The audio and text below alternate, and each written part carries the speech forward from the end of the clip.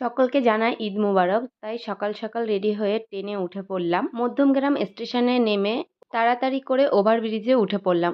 Overbridge দিয়ে নেমে আমি হাঁটতে হাঁটতে চলে গেলাম অটোর কাছে। সঙ্গে সঙ্গে অটো পেয়ে গেছিলাম, কিন্তু অটোয় উঠে কিছুক্ষণ ওয়েট করতে হয়েছিল। আমি মধ্যমগ্রাম স্টেশন থেকে অটো ধরে চলে এলাম Sodepur BT road. BT road থেকে অটো ধরে নেমে পড়লাম কামারহাটি মিয়া অমরের সামনে। সেখানে আমার বান্ধবীর সাথে দেখা হয়ে গেল। রোড ক্রস করতেই আমরা এক চাচার রিক্সাতে উঠে পড়লাম। আমরা 3 বান্ধবী মিলে চলে এলাম ফারার বাড়িতে। প্রথমেই আমাদের খেতে দিল সেমাই। সেমাইটা খুবই সুস্বাদু ছিল। তারপরে গরম গরম পরোটা, সঙ্গে চিকেন আফগানি। চিকেন আফগানিটাও দারুণ ছিল খেতে। দুটোর কম্বিনেশনটা জাস্ট দারুণ ছিল খেতে। আমাদের জন্য আলাদাভাবে নিয়ে নিলাম। এটা অনেকটা পায়েসের মতন খেতে ছিল।